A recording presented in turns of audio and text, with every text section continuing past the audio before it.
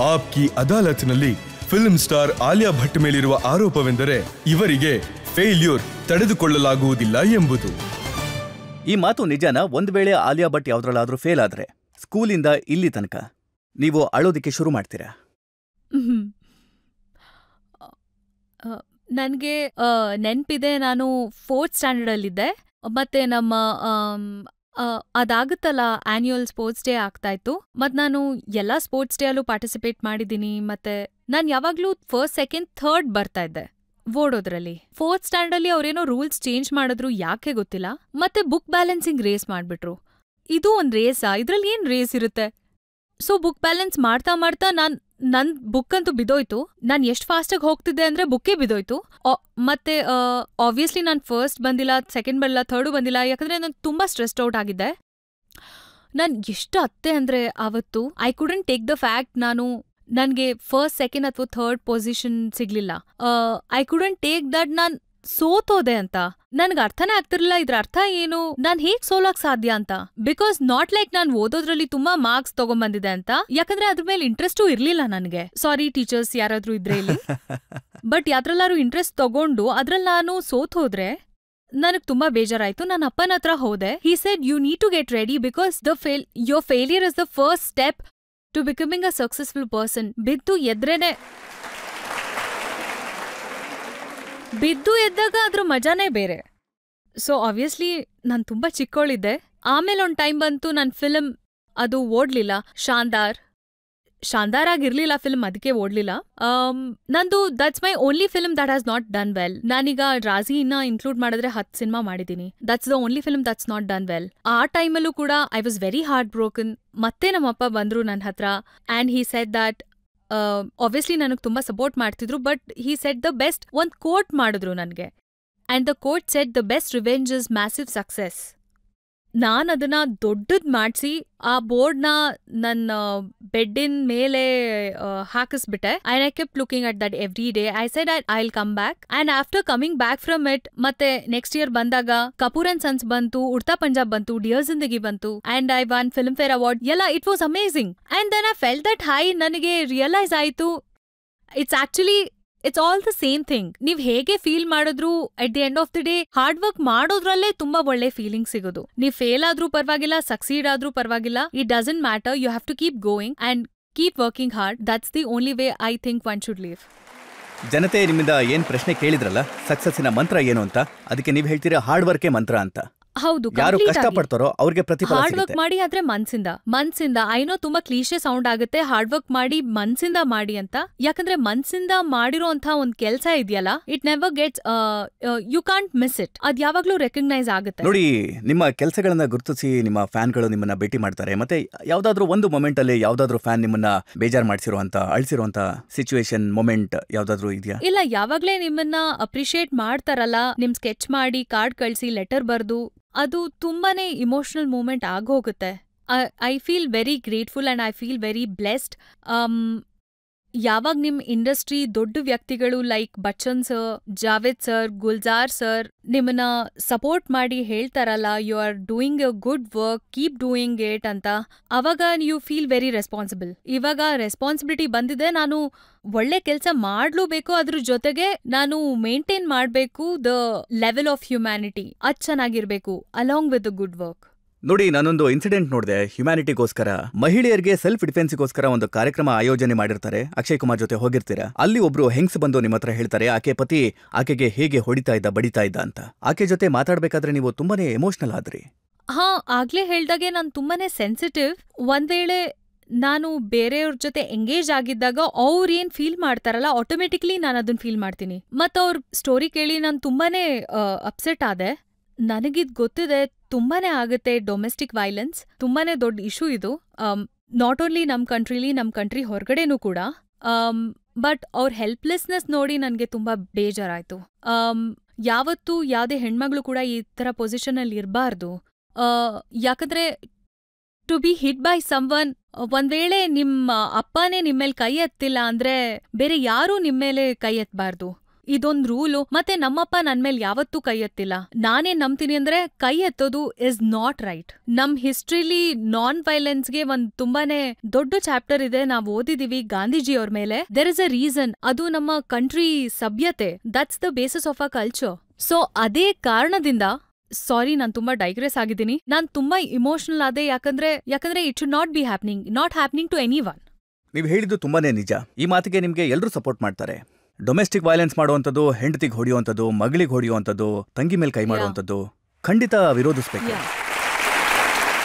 ಈಗ ನಮ್ಮ ಸೊಸೈಟಿಯಲ್ಲಿ ಏನಾಗುತ್ತೆ ಅಂತಂದ್ರೆ, ಈಗ ಯಾರಾದ್ರೂ ಒಬ್ರು ಹೊಸ ಕೆಲಸ ಮಾಡ್ಬೇಕು ಅನ್ಕೊಂಡಿರ್ತಾರೆ, ಸೊಸೈಟಿಯಲ್ಲಿ ಅವ್ರನ್ನ ತಡಿತಾರೆ. ಅದು ಯಾಕೆ ಅಲೋ ಮಾಡಲ್ಲ ಅಂದ್ರೆ ಐ ಥಿಂಕ್ ಅವ್ರು ಆ ಕೆಲಸ ಮಾಡಬಾರ್ದು ಅಂತ. ಎಕ್ಸಾಂಪಲ್ ಕೊಡು. ಫಾರ್ ಎಕ್ಸಾಂಪಲ್, ನಾವು ಡ್ಯಾನ್ಸ್ ಆಡ್ಬೇಕು ಅನ್ಕೊಂಡಿರ್ತೀವಿ. ಎಕ್ಸಾಂಪಲ್, ಹುಡುಗಿರು ಡ್ಯಾನ್ಸ್ ಆಡ್ಬೇಕು ಅಂತ ಅನ್ಕೊಂಡಿರ್ತಾರೆ. ಆದ್ರೆ ಸೊಸೈಟಿ ಅದಕ್ಕೆ ಒಪ್ಕೊಳೋದಿಲ್ಲ.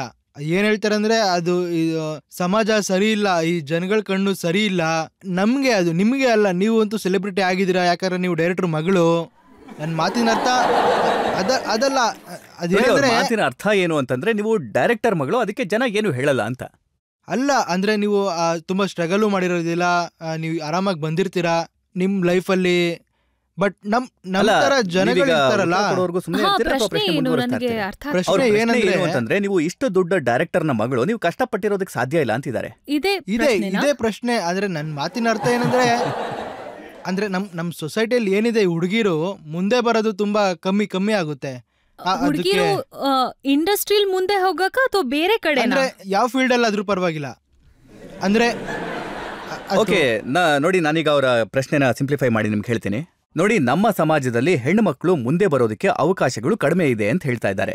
ನೋಡಿ, ನಿಮ್ಗೆ ಅವಕಾಶ ಸಿಕ್ತು ಯಾಕಂದ್ರೆ ನೀವು ತುಂಬಾ ದೊಡ್ಡ ಡೈರೆಕ್ಟರ್ನ ಮಗಳು ಅಂತ, ಅದಕ್ಕೆ ನಿಮ್ಗೆ ಅವಕಾಶ ಸಿಕ್ತು. ಆದ್ರೆ ಸಾಮಾನ್ಯ ಹೆಣ್ಣು ಮಕ್ಕಳಿಗೆ ಆ ಅವಕಾಶ ಇದನ್ನೇ ಕೇಳ್ಬೇಕು ಅನ್ಕೊಂಡಿದ್ದೆ.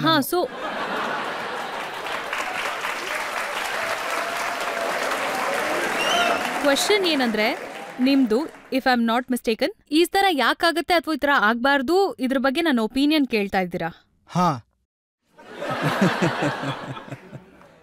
ಆಬ್ವಿಯಸ್ಲಿ ತಪ್ಪು ಇದು. ಈ ತರ ಆಗ್ಬಾರ್ದು. ಐ ಡೋಂಟ್ ನೋ ಡೈರೆಕ್ಟರ್ ಮಗಳು ಅಥವಾ ಏನು, ಆದ್ರೆ ನನ್ ಫ್ಯಾಮಿಲಿಲಿ ನನ್ನ ಅಪ್ಬ್ರಿಂಗಿಂಗ್ ಹೇಗಾಗಿದೆ ಅಂದ್ರೆ, ನಾನ್ ಆಸ್ಟ್ರೋನಾಟ್ ಆಗ್ಬೇಕು ಅಂದ್ರೂ ಅವ್ರು ನನ್ನ ಸಪೋರ್ಟ್ ಮಾಡ್ತಿದ್ರು. ಯಾಕಂದ್ರೆ at the end of the day ನೀವು ನಿಮ್ ಡ್ರೀಮ್ಸ್ ನ ಜೀವ್ಸೋದಕ್ಕೆ ಬೇರೆಯವ್ರ ಪರ್ಮಿಷನ್ ತಗೊಳ್ಳೋ ಅವಶ್ಯಕತೆ ಇಲ್ಲ, ತಗೊಳ್ಳೂಬಾರ್ದು. And that's the one thing I keep saying. ನನ್ಗೆ ಏನಾದ್ರು ಮೆಸೇಜ್ ಕೊಡಿ ಅಂತ ಹೇಳ್ದಾಗೆಲ್ಲ, and I always say that girls, ನೀವು ನಿಮ್ ಡ್ರೀಮ್ಸ್ಗೋಸ್ಕರ ಕೂಡ ಹೋರಾಡ್ಬೇಕಾಗತ್ತೆ. You cannot give up and say okay ಸರಿ ಮಮ್ಮಿ ಹೀಗ್ ಹೇಳಿದ್ರು, ಮಮ್ಮಿ ಮಾತ್ನ ಕೇಳ್ತೀನಿ. ಆಬ್ವಿಯಸ್ಲಿ ಮಮ್ಮಿ ಬೇರೆ ಮಾತ್ನ ಕೇಳಿ. If you really want to do something, you have to go out there and chase your dream. ನೀವ್ ಮನೇಲಿ ಕುತ್ಕೊಂಡ್ ಹೇಳಕ್ಕಾಗಲ್ಲ ನಾನು ಇದಾಗ್ಬೇಕು ಅಂತ. ನೀವ್ ಏನಾದ್ರೂ ಮಾಡ್ಲೇಬೇಕಲ್ವಾ ಅದಕ್ಕೋಸ್ಕರ. ಆಬ್ವಿಯಸ್ಲಿ ಸಮ್ಟೈಮ್ಸ್ ಐ ರಿಯಲೈಸ್ ನಿಮ್ಮನ್ನ ತಡಿತಾರೆ. ಅದಕ್ಕೆ that's when you come out and speak about it. ನೀವ್ ಹೇಳ್ಬೇಕು, ನನ್ಗಿದ್ ಮಾಡ್ಬೇಕು, you have to fight for it. ಒಳ್ಳೆ ವಿಷಯ ಅಲ್ಲ. Girl should be able to what they want, whether they want to dance, sing, whether they want to run, whatever they want they should be able to do. And I totally agree with you. ಒಂದ್ ವೇಳೆ ಇದೇ ಪ್ರಶ್ನೆ ಆಗಿದ್ರೆ ನಾವು ಮುಂದೆ ಹೋಗ್ಬೋದು. ನೋಡಿ, ಸಾಕಷ್ಟು ಜನ ಈ ಪ್ರಶ್ನೆನ ಕೇಳಬೇಕು ಅಂತ ಇದ್ದಾರೆ, ಮುಖ್ಯವಾಗಿ ಹೆಣ್ಮಕ್ಳು. ನಾವು ಕೂಡ ಆಲಿಯಾ ಭಟ್ ತರ ಆಗ್ಬೇಕು ಅಂತಾರೆ, ನಾವು ಕೂಡ ಆಲಿಯಾ ಭಟ್ ತರ ಸಕ್ಸಸ್ಫುಲ್ ಆಗ್ಬೇಕು ಅಂತಾರೆ. ಐ ಡೋಂಟ್ ಥಿಂಕ್ ಯಾರಿಗಾದ್ರೂ ಆಲಿಯಾ ಆಗಕ್ಕೆ ಪ್ರಯತ್ನ ಮಾಡ್ಬೇಕಂತ. Because they should have their own identity and their own personality. Actually ಒಂದ್ ವೇಳೆ the want should be to be better than anybody you look up to. That's what I said. There is no fixed formula. ನೀವ್ ಈ ಕಾರಣದಿಂದ successful ಅಂತ. Opportunities ಬಹುಶಃ ನನಗೆ early on ಜಾಸ್ತಿ ಸಿಕ್ತು. ಯಾಕಂದ್ರೆ the first opportunity I must have gotten because of the fact that ನಾನು ಮಹೇಶ್ ಭಟ್ ಮಗಳು ಅಂತ ಅವ್ರಿಗೆ ನಾನ್ ಗೊತ್ತು. But after that only I can take my self forward. ನಾನಿವಾಗ 13 ಸಿನಿಮಾ ಮಾಡಿದೀನಲ್ಲ, ಡೈರೆಕ್ಟರ್ಸ್ ನನ್ನ ಹತ್ರ ಬಂದಿದಾರಲ್ಲ, ಅವ್ರಿಗೇನ್ ಹುಚ್ಚಲ್ಲ, ನನ್ನಲ್ಲೇನು ವಿಷಯ ಇಲ್ಲ ಅಂದಿದ್ರೆ to come to a same person again and again. So as I said, hard work is the most important thing. ಮತ್ತೆ ನಮ್ ಇಂಡಸ್ಟ್ರಿಲಿ ಅದೊಂದ್ ಹೇಳ್ತಾರಲ್ಲ ಎಕ್ಸ್ ಫ್ಯಾಕ್ಟರ್, ಇಲ್ಲಿವರೆಗೂ ನನ್ಗೂ ಅದ್ರ ಬಗ್ಗೆ ಅರ್ಥ ಆಗಿಲ್ಲ. ಅದು ಕೂಡ ತುಂಬಾ ದೊಡ್ಡ ಫ್ಯಾಕ್ಟರ್. ಅದ್ ಏನು ಅಂತ ನಮಗ್ ಗೊತ್ತಿಲ್ಲ, ಅದೊಂದಿದೆ ಒಂದ್ ಫ್ಯಾಕ್ಟರ್. ಯಾವತ್ತಾದ್ರೂ ಗೊತ್ತಾಗತ್ತೆ? ಯಾವತ್ತೂ ಗೊತ್ತಾಗಲ್ಲ. ನಿಮ್ಮನ್ನ ನಾವು ಶನಾಯ ಇಂದ ಉಡ್ತಾ ಪಂಜಾಬ್ ತನಕ ನೋಡ್ಕೊಂಡ್ ಬಂದಿದೀವಿ. And it is a very diverse role. ಅದು ನಿಮ್ಮನ್ನ ಪರ್ಸನಲಿ ಚೇಂಜ್ ಮಾಡಿದ್ಯಾ? ಅದರಿಂದ ನಿಮ್ಗೆ ನಿಮ್ ಲೈಫ್ ಅಲ್ಲಿ ಪರ್ಸನಲ್ ಗ್ರೋತ್ ಆಗಿದೆ? Every character has changed me some way or the other. But the end of the day I try not to get too affected by my work. I believe that the best way to be is to know that work, you be serious about your work, but don't take yourself too seriously. ನಿಮ್ ಕೆಲ್ಸ ಅನ್ನೋದು ನಿಮ್ ಜೀವನದ ಒಂದ್ part ಅಷ್ಟೇ. ನಿಮ್ ಇಡೀ ಜೀವನ ಆಗಕ್ಕಾಗಲ್ಲ. ಯಾಕಂದ್ರೆ then you sort of lose that touch with your friends and your family. So ಮನೆಗೆ ಹೋದಾಗ ನಾನು ಆಲಿಯಾ ಭಟ್ ಅಲ್ಲ, ಬರೀ Aalu. You are still that bubbly Alia. I am always bubbly, but ನಾನ್ ಬಬ್ಲಿನೂ ಆಗಿರಲ್ಲ, ಆದ್ರೆ ಆಲು ಅಂತೂ ಖಂಡಿತ ಇದೀನಿ. ಯಾವ್ದಾದ್ರು ಆಕ್ಟರ್ ಜೊತೆಗೆ ವರ್ಕ್ ಮಾಡ್ಬೇಕು ಅನ್ನೋ ಕನ್ಸಿದ್ಯಾ? ನೋಡಿ, ನೀವೀಗ ಶಾರುಖ್ ಖಾನ್ ಜೊತೆ ಕೆಲಸ ಮಾಡಿದ್ರಿ, ರಣಬೀರ್ ಜೊತೆ ಕೆಲಸ ಮಾಡಿದ್ರಿ. ಆತರ ಬೇರೆ ಯಾರಾದ್ರೂ ಸ್ಟಾರ್ ಇದ್ದಾರಾ ಅವರೊಟ್ಟಿಗೆ? ನಾನು I mean the list goes on and on and on. ನಾನ್ ಎಲ್ಲಾರ್ ಜೊತೆ ಕೆಲಸ ಮಾಡ್ಬೇಕು, ನನ್ಗೆ ಎಲ್ಲಾ ಡೈರೆಕ್ಟರ್ಸ್ ಜೊತೆ ಕೆಲಸ ಮಾಡ್ಬೇಕು. But I really want to work with Mister Bachchan. ಮತ್ತದು ಪೂರ್ತಿ ಆಗ್ತಿದೆ. ಇವಾಗ ನಾವು ಬ್ರಹ್ಮಾಸ್ತ್ರದಲ್ಲಿ ಒಟ್ಟಿಗೆ ಕೆಲಸ ಮಾಡ್ತೀವಿ. ಅದನ್ನ ಅಯನ್ ಮುಖರ್ಜಿ ಡೈರೆಕ್ಟ್ ಮಾಡ್ತಿದ್ದಾರೆ. ಅದ್ರಲ್ಲಿ ರಣಬೀರು ಇದ್ದಾನೆ, ಅದರಲ್ಲಿ ಬಚ್ಚನ್ ಸರ್ ಕೂಡ ಇದ್ದಾರೆ. ಮತ್ತೆ ಐ ಆಮ್ ಜಸ್ಟ್ ವೇಟಿಂಗ್ ಅವ್ರ ಜೊತೆ ಕೆಲಸ ಮಾಡಕ್ಕೆ. ನಾನು ಈ ವಿಚಾರನ ಎಲ್ಲೋ ಒಂದ್ ಕಡೆ ಓದಿದ್ದೆ. ಆಮೀರ್ ಖಾನ್ ಅವರು ನಿಮ್ಗೆ ಆಫರ್ ಮಾಡ್ತಾರೆ ಥಗ್ಸ್ ಆಫ್ ಹಿಂದೂಸ್ತಾನ್ ಅಲ್ಲಿ ವರ್ಕ್ ಮಾಡೋದಕ್ಕೆ, ನೀವು ಇಲ್ಲ ಅಂತೀರಿ, ಇಲ್ವಾ? ಇಲ್ಲ, ಐ ಮೀನ್ ಈ ತರ ತುಂಬಾ ಸಿನಿಮಾಗಳು ಬರುತ್ತೆ. ಅದು ಫಸ್ಟ್ ಆಫ್ ಆಲ್ ಅಮೀರ್ ನನ್ಗೆ ಆಫರ್ ಮಾಡಿರ್ಲಿಲ್ಲ. ಬಟ್ ನಾನ್ ಯಾವ ಸಿನಿಮಾ ಮಾಡಲ್ವೋ ಅದ್ರ ಬಗ್ಗೆ ಮಾತಾಡಕ್ ನಂಗೆ ಇಷ್ಟ ಇಲ್ಲ. ಯಾವ್ದಾದ್ರೂ ಡ್ರೀಮ್ ರೋಲ್ ಇದೆಯಾ ಇಂಥದನ್ನ ಮಾಡ್ಬೇಕು ಅಂತ? ನನ್ಗೊಂದ್ಸಲ ನೆಗೆಟಿವ್ ಕ್ಯಾರೆಕ್ಟರ್ ಪ್ಲೇ ಮಾಡ್ಬೇಕು. ಅದೇ ಶಾರುಖ್ ಖಾನ್ ಡರಲ್ ಮಾಡಿದ್ರಲ್ಲ, ದಟ್ ಟೈಪ್ಸ್. ಅಂದ್ರೆ ರಣವೀರ್ ಅವರು ಪದ್ಮಾವತಿಲಿ something like that, like a negative little you know, ಸ್ವಲ್ಪ ಹೊರಗಡೆಯಿಂದ ಮುಗ್ದೆ ಆದ್ರೆ ಒಳಗಡೆಯಿಂದ ಚಾಲು. ನಾರ್ಮಲಿ ಮನೆಯಲ್ಲಿ ಅಕ್ಕ ತಂಗಿರ್ ಮಧ್ಯೆ ಜಗಳ ಆಗ್ತಿರತ್ತೆ. ನಿಮ್ಗೂ ಸಿಸ್ಟರ್ ಇದಾರೆ, ನಿಮ್ಮಿಬ್ರು ಏಜ್ ಡಿಫ್ರೆನ್ಸ್ ಇದೆ. ನೀವಿಬ್ರು ಹೇಗಿರ್ತೀರಾ ಮನೇಲಿ? 5 ವರ್ಷ ಡಿಫ್ರೆನ್ಸ್ ಇದೆ. ಅದು ತುಂಬಾ ಟೈಮ್ ಸಿಗಲ್ಲ ಒಟ್ಟಿಗೆ ಸ್ಪೆಂಡ್ ಮಾಡೋದಿಕ್ಕೆ. ಅದಕ್ಕೆ ಅಷ್ಟೊಂದೇನ್ ಜಗಳ ಆಗಲ್ಲ. ನಾನು ಚಿಕ್ಕೋಳಿದ್ದಾಗ ತುಂಬಾನೇ ಜಗಳ ಆಡ್ತಿದ್ವಿ, ಮಾತು ಕೂಡ ಆಡ್ತಿರ್ಲಿಲ್ಲ. ಆದ್ರೆ ಇವಾಗ ಶೀಸ್ ಲೈಕ್ ಅವಳು ನನ್ನ ಹೃದಯದ ಭಾಗ. She's the most important person to me. ಯಾವಾಗ್ಲೇ ನಾನು ಇರಿಟೇಟೆಡ್, ಫ್ರಸ್ಟ್ರೇಟೆಡ್ ಆಗಿದಾಗ ಅವಳ ಜೊತೆ 5 ನಿಮಿಷ ಕಳೆದ್ರೆ ನನ್ ಮೂಡ್ ಸರಿ ಹೊಟ್ಟೋಗ್ಬಿಡತ್ತೆ. ಅವಳಂತೂ ನನ್ನ ಪ್ರಕಾರ ಜಗತ್ತಿನ ಪ್ಯೂರೆಸ್ಟ್ ಸೋಲ್. ಅವಳು ಏಂಜಲ್ ತರ. ಸೊ ಅರ್ಥ ಆಗಿರುತ್ತೆ ಅನ್ಸುತ್ತೆ ಹೇಗಿದೆ ರಿಲೇಶನ್ಶಿಪ್. ತುಂಬಾನೇ ಚೆನ್ನಾಗಿದೆ ರಿಲೇಶನ್ಶಿಪ್.